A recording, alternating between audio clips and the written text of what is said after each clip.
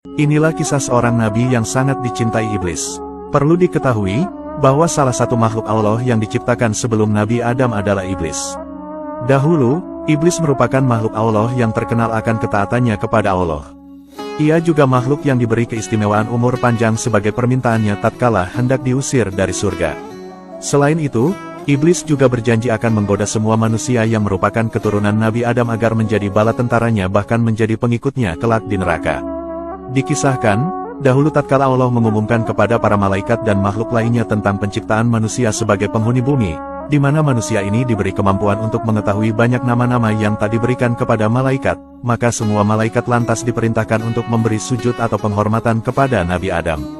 Kemudian, para malaikat melaksanakan perintah Allah itu kecuali iblis. Saat itu iblis memilih membangkang dan merasa lebih tinggi derajatnya daripada Nabi Adam. Ia merasa lebih baik karena diciptakan dari api, sedangkan Adam hanya diciptakan dari tanah. Sifat sombong inilah yang mengantarkan diri iblis dan keturunannya akan mendekam di neraka selamanya. Hal ini terjadi sebab kesombongannya yang telah berani menolak perintah Allah untuk sujud kepada Nabi Adam. Di balik kisah pembangkangan iblis itu, ada sebuah kisah unik tentang pertaubatan iblis. Dalam kitab Tanbihul Ghafilin karya Imam Abu Laits As-Samarkandi dikisahkan, bahwa dahulu iblis laknatullah pernah memohon ingin bertaubat di zaman Nabi Musa alaihissalam. Iblis adalah nenek moyang bangsa jin yang bernama asli Azazil. Kisah ini menarik untuk diulas karena berkaitan dengan keutamaan menahan marah. Seperti diketahui, marah itu datangnya dari setan, dan setan diciptakan dari api, sedangkan api hanya bisa dipadamkan dengan air. Apabila kalian marah, maka hendaklah berwudu. Hal ini sebagaimana sabda Nabi Muhammad SAW dalam hadisnya. Dikisahkan, dahulu iblis pernah datang kepada Nabi Musa dan berkata, "Wahai Nabi Musa, engkaulah yang dipilih Allah Ta'ala untuk risalah dan langsung berkata-kata kepadamu. Sedangkan, aku hanya seorang makhluk biasa yang ingin juga bertaubat kepada Tuhan. Maka, tolonglah aku agar taubatku bisa diterima oleh Allah." Mendengar perkataan iblis itu, Nabi Musa lantas merasa gembira, beliau lantas berwudu dan mengerjakan ibadah sholat. Setelah itu, beliau kemudian berdoa kepada Allah, "Ya Rob, iblis adalah makhlukmu, ia akan bertaubat, maka terimalah taubatnya." Setelah itu, maka turunlah wahyu kepada Nabi Musa, "Wahai Musa, dia tidak akan bertobat." Mendapat jawaban itu, Nabi Musa lantas tidak berputus asa.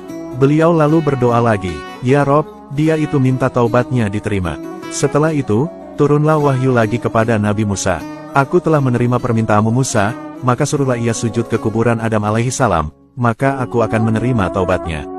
Setelah mendapat wahyu itu, Nabi Musa lantas sangat gembira sekali. Beliau kemudian menyampaikan wahyu itu kepada iblis laknatullah. Namun, iblis laknatullah sontak marah dengan kesombongannya dan berkata, "Aku tidak sujud kepada Adam di masa hidupnya, bagaimana aku akan sujud sesudah matinya?" Lalu, iblis laknatullah berkata, "Wahai Musa, karena engkau telah menolongku kepada Tuhan, maka kini engkau berhak mendapat hadiah dariku. Maka aku berpesan kepadamu dengan 3 hal berikut, yaitu yang pertama, ingatlah aku ketika marah. Sebab, aku di dalam tubuhmu mengikuti aliran darah. Yang kedua, ingatlah aku ketika menghadapi musuh dalam perang. Sebab, aku datang kepada anak Adam mengingatkan kepadanya keadaan istri dan anak keluarganya serta hartanya sehingga ia lari ke belakang. Yang ketiga, janganlah duduk sendirian dengan perempuan yang bukan mahram. Sebab, aku menjadi utusannya padamu dan utusanku padanya." Singkat kisah, keinginan iblis untuk bertaubat lantas tidak terwujud dikarenakan sifat sombong dan marahnya kepada Nabi Adam. Ternyata, iblis masih menyimpan dendam dan enggan untuk bersujud kepada manusia pertama dan bapa seluruh manusia itu. Nauzubillah min dzalik. Kemudian, dikisahkan juga oleh Wahab bin Munabih, bahwa dahulu ada seorang ahli ibadah dari Bani Israel yang akan disesatkan oleh iblis namun tidak berhasil. Suatu hari ia keluar untuk satu hajat, maka setan mengikutinya kalau-kalau ia mendapat kesempatan. Setan dan bala tentaranya berusaha menggoda syahwat dan marahnya. Namun, usaha itu ternyata tidak berhasil. Maka, setan pun melakukan tipu daya untuk menakut-nakutinya dengan membayanginya seolah-olah ia akan dijatuhi batu bukit besar. Tetapi, ahli ibadah itu selalu berzikir kepada Allah sehingga terhindar. Terkadang, setan juga menakut-nakutinya dengan ular ketika ia sholat hingga melingkar di kakinya dan kepalanya. Ketika sujud, ahli ibadah juga ditakut-takuti seakan-akan ular itu akan menelan kepalanya. Maka, ahli ibadah itu tetap tenang dan hanya menyingkirkan ular itu dengan tangannya hingga dapat bersujud. Ketika selesai sholat, setan datang kepadanya dan berkata, "Saya sudah usaha untuk menyesatkanmu tetapi tidak berhasil. Kini saya akan berteman saja denganmu." Mendengar pengakuan setan itu, ahli ibadah itu lantas berkata, "Saat engkau menakutiku, alhamdulillah aku tidak takut, demikian pula sekarang aku tidak ingin bersahabat denganmu." Lalu, setan itu lantas berkata, "Apakah engkau tidak tahu bagaimana keadaan keluargamu sepeninggalanmu?" Ahli ibadah itu menjawab, "Aku telah mati sebelum mereka." Kemudian setan berkata, "Lalu, apakah kamu tidak bertanya padaku bagaimana aku dapat menyesatkan anak Adam?"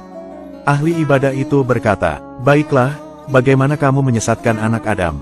Iblis lalu menjawab, "Aku menyesatkan mereka dengan 3 hal, yaitu bakil atau kikir, lalu marah, dan mabuk.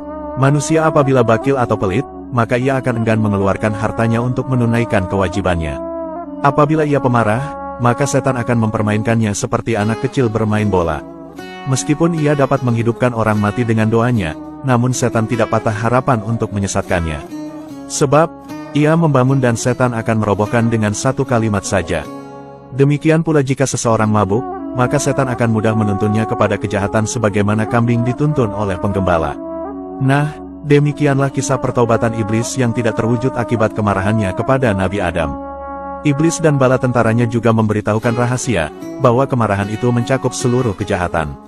Wallahu a'lamu bishawab.